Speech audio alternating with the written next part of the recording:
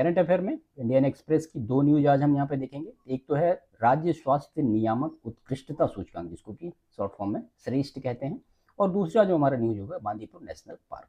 ठीक है, तो इंपॉर्टेंट चीज देखेंगे, उसके बाद एमसीक्यू देखेंगे। तो सबसे पहले हम देखते हैं राज्य स्वास्थ्य नियामक उत्कृष्टता सूचकांक SHRESTH, श्रेष्ठ जिसको कहते हैं, दवा सुरक्षा की दिशा में एक संगठित कदम क्या है, चर्चा में क्यों रहा। तो हाल ही में केंद्रीय स्वास्थ्य सचिव द्वारा राज्य स्वास्थ्य नियामक उत्कृष्टता सूचकांक यानी state health regulatory excellence index श्रेष्ठ का वर्चुअल शुभारंभ इसी दिशा में एक महत्वपूर्ण पहल है। तो ये आप फिगर में भी देख रहे हैं। बैकग्राउंड इसका देखते हैं तो भारत में औषधि नियामक प्रणाली बहुस्तरीय है, जिसमें केंद्रीय औषधि मानक नियंत्रण संगठन CDSCO और राज्य औषधि नियामक प्राधिकरण SDRAS दोनों शामिल होते हैं। दवा सुरक्षा, गुणवत्ता और मानकीकरण को लेकर लंबे समय से यह आवश्यकता महसूस की जा रही थी कि राज्य में नियामक ढांचे को एक समय मानकों पर आंका और सुधारा जाए। तो ये इसका बैकग्राउंड है श्रेष्ठ का। अब श्रेष्ठ क्या है, तो यह अपनी तरह का पहली राष्ट्रीय पहल है जो डेटा संचालित और पारदर्शी मूल्यांकन ढांचा प्रदान करती है।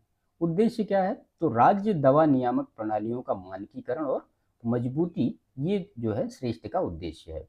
औषधि सुरक्षा और गुणवत्ता मानकों का निरंतर अनुपालन सुनिश्चित करना। इसकी प्रवर्तक संस्था कौन है, तो वो CDSCO है, यानी central drug standard control organisation जो है श्रेष्ठ की प्रवर्तक संस्था है। स्ट्रक्चर और पैरामीटर देखें तो इससे जो विनिर्माण राज्य हैं यानी जो मैन्युफैक्चरिंग स्टेट हैं उनके लिए 27 सूचकांक 5 प्रमुख विषयों पर ये आधारित है।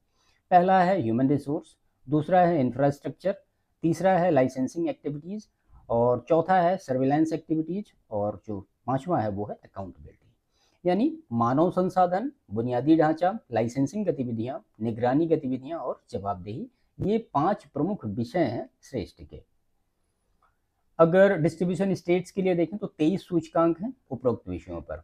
डेटा संग्रहण की प्रक्रिया क्या होगी, तो राज्यों को पूर्व निर्धारित मानकों के अनुसार डेटा हर महीने की 25 तारीख तक CDSCO को भेजना होगा, और अगले महीने की पहली तारीख को स्कोरिंग होगी और परिणाम सभी राज्यों और केंद्र शासित प्रदेशों से साझा किए जाएंगे। इसकी विशेषता क्या है, तो वर्चुअल गैप असेसमेंट टूल है, तो राज्यों की वर्तमान स्थिति का आकलन और सुधार के लिए एक रोड मैप बनाएगा ये। मैच्योरिटी सर्टिफिकेशन, तो प्रदर्शन के आधार पर परिपक्वता का एक प्रमाणन होगा या एक प्रमाण पत्र दिया जाएगा। और यूनिफॉर्म बेंचमार्किंग में भौगोलिक या आर्थिक असमानताओं के बावजूद समान गुणवत्ता मानकों की स्थापना की जाएगी। ये सब काफ़ी इंपॉर्टेंट फैक्ट है। अगर इसका सिग्निफिकेंस देखें तो मानव संसाधन और बुनियादी ढांचे में इससे सुधार होगा, राज्यों में नियामक क्षमता को मजबूत बनाना, डिजिटलीकरण को प्रोत्साहन देना जिसमें कि औषधि नियंत्रण से जुड़े सभी कार्यों को डिजिटल प्लेटफॉर्म पर लाना, दवा सुरक्षा की गारंटी में यह सुनिश्चित करना कि देश के किसी भी हिस्से में मरीज को सुरक्षित और गुणवत्ता युक्त दवा मिले, पारदर्शिता और जवाबदेही के लिए प्रदर्शन की खुली तुलना से नियामक तंत्र में प्रतिस्पर्धा और सुधार की भावना करना। तो ये श्रेष्ठ का सिग्निफिकेंस है। चैलेंजेस क्या क्या आएंगे भाई इसमें, तो कुछ राज्यों में तकनीकी और मानव संसाधन की कमी एक चैलेंज हो सकती है। डेटा रिपोर्टिंग में सटीकता और समयबद्धता बनाए रखना ये भी एक चैलेंज है, और वित्तीय संसाधनों का अभाव विशेषकर छोटे राज्यों में भी एक बड़ा चैलेंज है। फाइनली इसका कंक्लूजन होगा, श्रेष्ठ केवल एक मूल्यांकन सूचकांक नहीं है, बल्कि यह राज्यों को दवा नियामक क्षमता में आत्मनिर्भर बनाने का एक उपकरण भी है, और यदि इसे निरंतर अद्यतन और गंभीरता से लागू किया जाएगा तो ये भारत को वैश्विक स्तर पर फार्मास्यूटिकल गुणवत्ता और सुरक्षा के क्षेत्र में अग्रणी बना सकता है। तो जो श्रेष्ठ है इसके बारे में आपने लगभग सारी चीज़ें देखी यहाँ पे, जो परीक्षा की दृष्टि से महत्वपूर्ण है वो सारी चीज़ें हमने यहाँ पे कवर की। चलिए इससे रिलेट करके एमसीक्यू देखते हैं कि कैसे एमसीक्यू बन सकते हैं। तो राज्य स्वास्थ्य नियामक उत्कृष्टता सूचकांक श्रेष्ठ किस संगठन द्वारा प्रस्तावित किया गया है, बेसिक सा है, केंद्रीय औषधि मानक नियंत्रण संगठन CDSCO के द्वारा ये प्रस्तावित किया गया है। तो श्रेष्ठ जो है वो केंद्रीय औषधि मानक नियंत्रण संगठन की एक पहल है जिसका उद्देश्य राज्य दवा नियामक प्रणालियों को मानकीकृत और मजबूत करना है, और भारत में अपनी तरह का यह पहली राष्ट्रीय पहल है जो पारदर्शी और डेटा आधारित ढांचे के माध्यम से औषधि सुरक्षा को सुनिश्चित करती है। ठीक है, ऑप्शन बी यहाँ पे करेक्ट होगा। दूसरा प्रश्न है, श्रेष्ठ सूचकांक में विनिर्माण राज्यों के लिए कितने सूचकांक निर्धारित किए गए हैं? ठीक है, तो आपने ऊपर देखा 27 सूचकांक हैं, 27 पैरामीटर पे वो सारी चीजें हो रही हैं। तो श्रेष्ठ में विनिर्माण राज्यों के लिए 5 प्रमुख विषयों पर कितने हैं? 27 सूचकांक दिए गए हैं। और मानव संसाधन, बुनियादी ढांचा, लाइसेंसिंग गतिविधियां, निगरानी गतिविधियां और जवाबदेही। और वहीं वितरण राज्यों के लिए वो 23 सूचकांक निर्धारित किए गए हैं। ठीक है, तो यहाँ पे ऑप्शन सी करेक्ट होगा।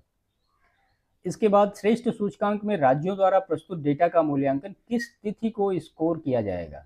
तो महीने की 25 तारीख को, 25 को आएगा, उसके बाद 5 दिन में उसको डेटा एनालिसिस करके नेक्स्ट मंथ में उसको पब्लिश किया जाएगा। तो राज्य पूर्व निर्धारित मानकों पर डेटा प्रत्येक महीने की 25 तारीख तक CDSCO को भेजते हैं। इसके बाद अगले महीने की पहली तारीख को स्कोरिंग की जाती है और परिणाम सभी राज्यों व केंद्र शासित प्रदेशों के साथ साझा किए जाते हैं। तो ये महीने की 25 तारीख। तो ये श्रेष्ठ के बारे में महत्वपूर्ण इन्फॉर्मेशन थी परीक्षा की दृष्टि से, और उससे रिलेट करके MCQ भी हमने देखे। चलिए दूसरी न्यूज़ देखते हैं क्या है। तो यहाँ पे है Bandipur tiger reserve, Nilgiri biosphere का पारिस्थितिकी तंत्र, बांदीपुर टाइगर रिजर्व। ठीक है, चर्चा में क्यों रहा? तो हाल ही में यह रिजर्व एक मानव हाथी संघर्ष की घटना के कारण सुर्खियों में रहा, जिसने वन्य जीव मानव सह अस्तित्व की चुनौती को पुनः उजागर किया है। ठीक है, देखिए एलिफेंट मैन का जो कॉन्फ्लिक्ट है वो काफी दिनों से चला आ रहा है, उसके लिए बहुत सारी चीजें की भी जाती हैं, लेकिन फिर भी ये होता है।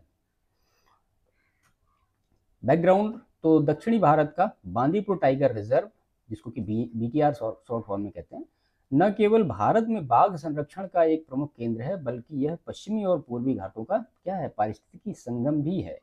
ठीक है, कहाँ पे है? तो कर्नाटक में मैसूर और चामराजनगर जिले में है।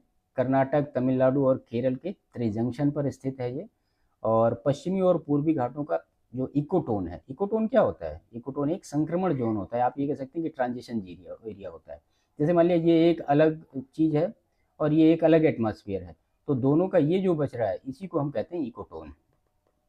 ठीक है, transition zone of the two other atmosphere, आप ऐसा कह सकते हैं।